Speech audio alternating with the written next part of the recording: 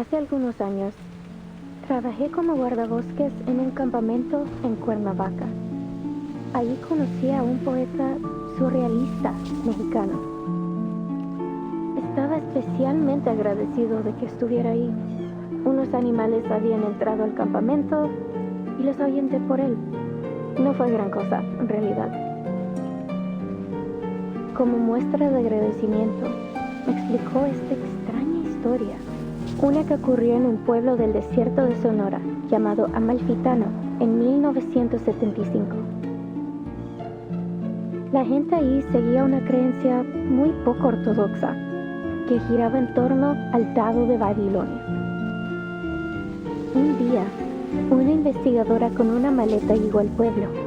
Vino a estudiar sus costumbres locales, una razón nada sorprendente para que una intelectual erudita apareciera en un remoto asentamiento del desierto.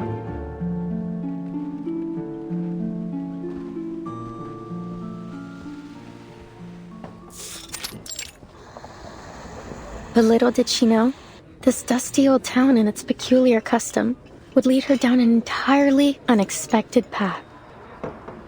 Hold on. Sorry to interrupt, Recoleta. Does this researcher have a name? She could be Nora, Joanna, or Teresa. Any name, really. I feel like you want people focusing on this story, not keeping track of who's who.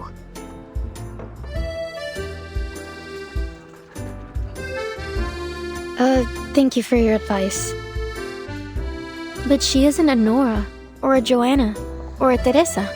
She's just herself. A paracausality researcher.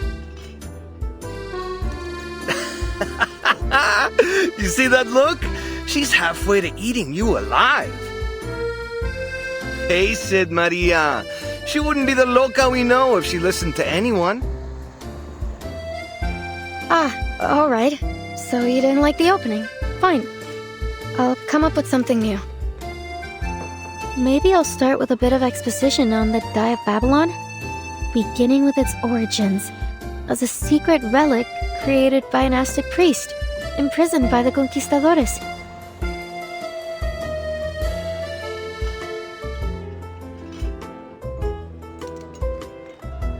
I don't know if that's going to do much, hermana.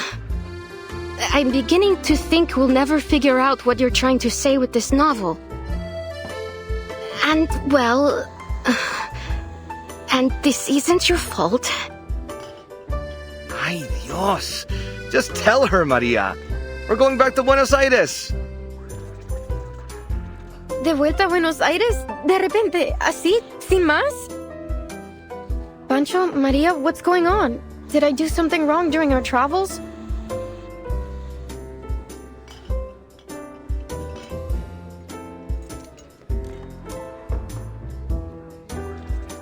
See, I know what it is.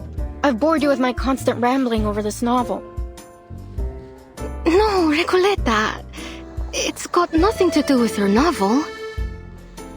Don't you get it? We're flat broke. Why do you think we're stuck here scrubbing tables?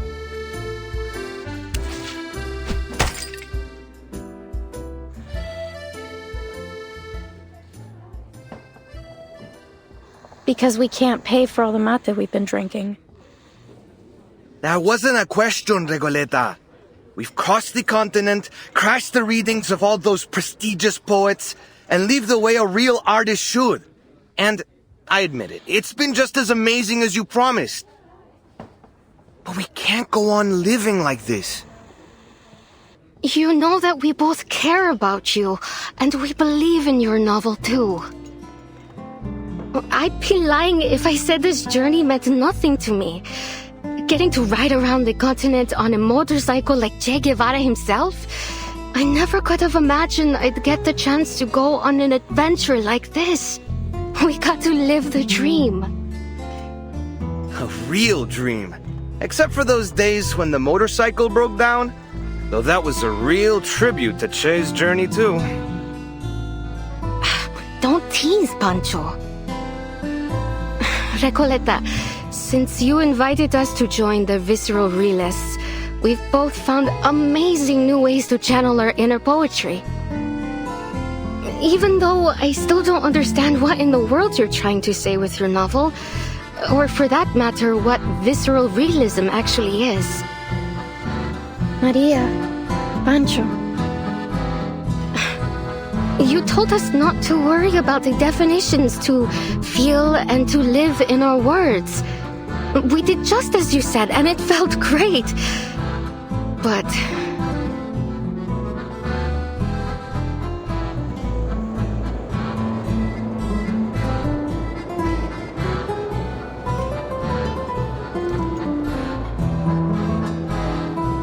ahora el frío del invierno se instala.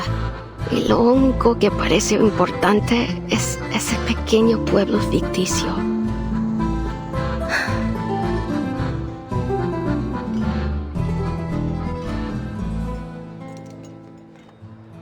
I appreciate your honesty, amigos. I was worried the problem was much worse than all that. Winter here isn't as dreadful as you think, and I know just the place to keep us warm. It was 1520. Arcanist Ferdinand Magellan sailed across unfamiliar waters under orders from the Spanish crown. Over the vast gray sea, he saw spots of light in the distance. An island. He named it Tierra del Fuego. For the next 400 years, Ushuaia faithfully served its role at the end of the world. It became the continent's penal colony, and its largest building even served as a prison. Many arcanists were exiled there. By the turn of the century, the arcanist hunt had reached its peak, and the Comala Sanatorium was built. Well, as you may already know, at that time, most arcanists were believed to be victims of madness. The sanatorium was their ship of fools.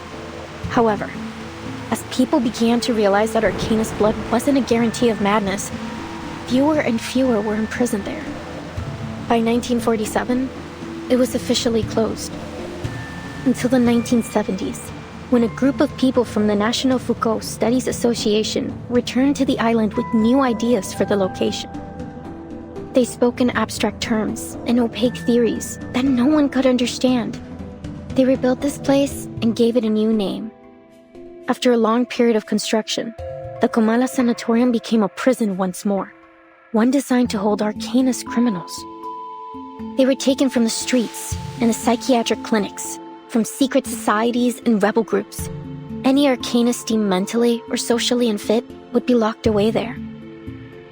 This association claimed the inmates would receive the best treatment, and they would fully recover before being returned to society. A prison, a medical lab, a sanatorium, call it whatever you want. That is what Comala is today.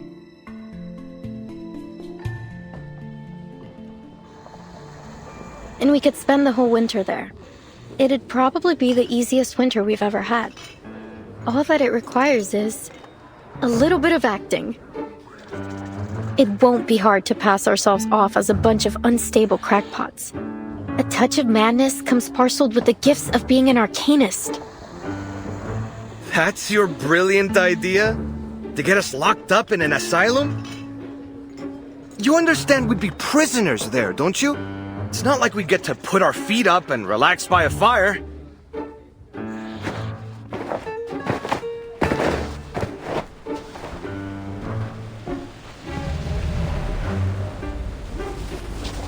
You want to go to jail? Well, see that man over there? Go greet him with a punch to the jaw, then you'll be set for the whole winter. It sounds like a good idea. Recoleta, please. We're not messing with the Gendarmeria. We're going to my Aunt Julia's.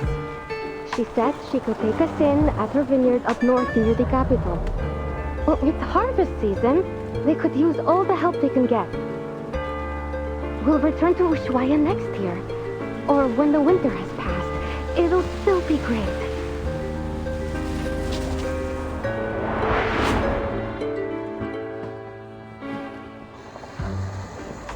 I hear you, amigos.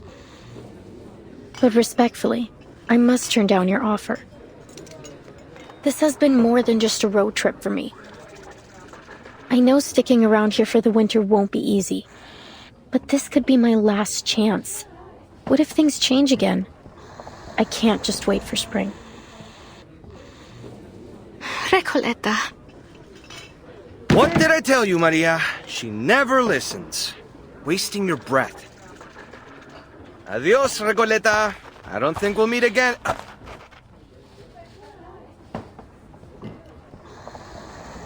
Mierda! Los gendarmes are looking straight at us! What?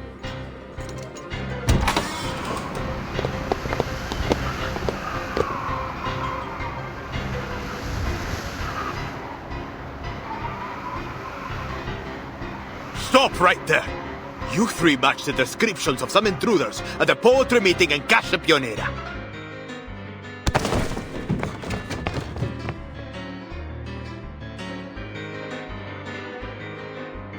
Just when I thought things couldn't get any worse.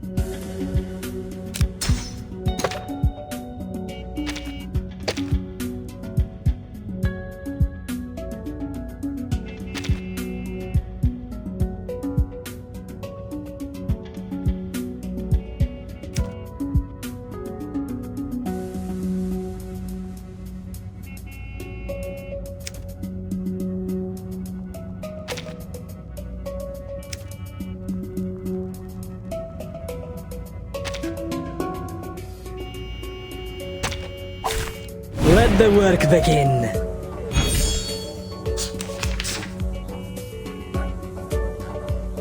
Oh, I get it completely! As you wish. Perfect shot! Don't worry, you won't cry soon! Your drink!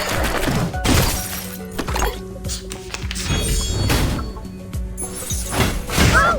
It's out of bounds! Whoa! Oh! Right! That's them? Fair touch! Go to hell! Whoa!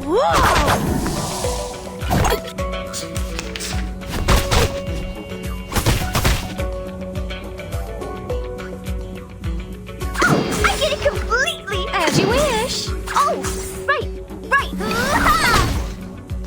Your beer is out of way! Oh, no! Steve, get ready! Oh, right! Whoa! Are you ready to have a party, man? Shiny arrows! Perfect shot! Easy, poor thing. I'll give you the time to... That's... Oh, I get it completely! Ciao, amore!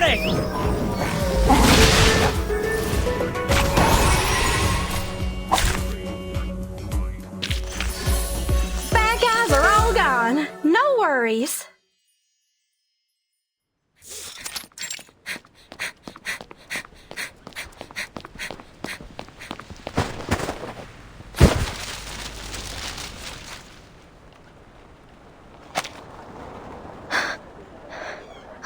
Gracias a Dios. Creo que los perdimos. Are you all right? Ah, gracias. Better to kiss the ground than kiss the gendarme's boots, if one must choose. Wait a second. Doris, is that you? Funny how life moves in circles and puts an old friend in my path. How have you been? Are you paying another visit to Comala? Doris.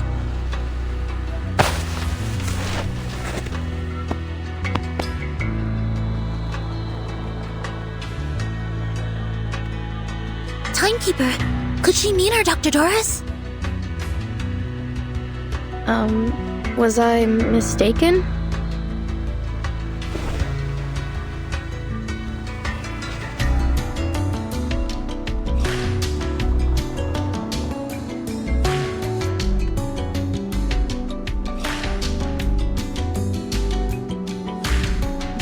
How strange. I've never seen two people so alike. But please, forgive me. It's been a long day. No need to apologize. In fact, the person you just mentioned sounds like someone we're looking for. Could you tell me where you last saw her?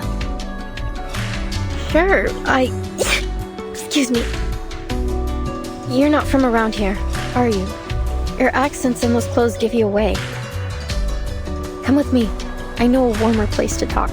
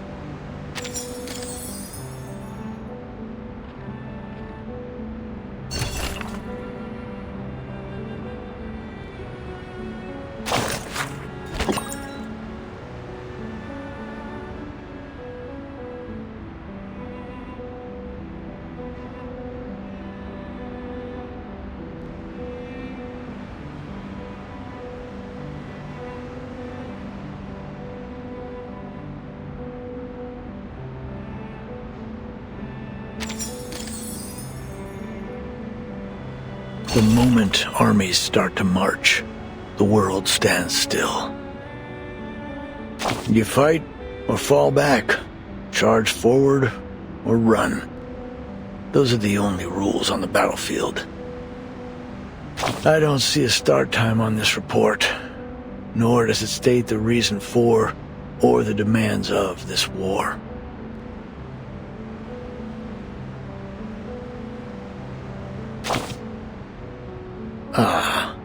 A literary war. Indeed, the violence acted upon words is often just as devastating as an order on a battlefield.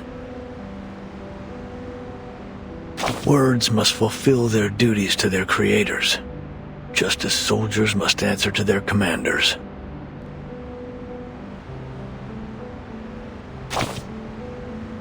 You don't? The young writers have all been exiled, sent down a path with no signs to follow and no destination. In dark days of bloody conflict, soldiers often find comfort in scriptures and verses, or in letters from their loved ones. They hold those words close, a fragile piece of home, a brief solace from the roaring of the battlefield. But as they fall one by one, they learn the bitter truth. No destiny awaits them but death. That bitter homesickness still weighing heavy in their hearts.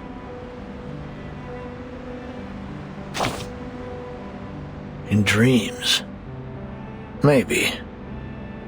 Walking the streets of your hometown, spending a lazy afternoon at the writing desk. Dreams can take you anywhere. But live there too long, and the lines between fiction and reality will blur, and soon you'll never wake up again. Soldiers crawl through trenches, roll in the mud, and charge to their deaths again and again. while words are forever trapped within the confines of poetry, made to live, die, and live again under the golden prophecy. Ugh. I can't stand the way poets talk.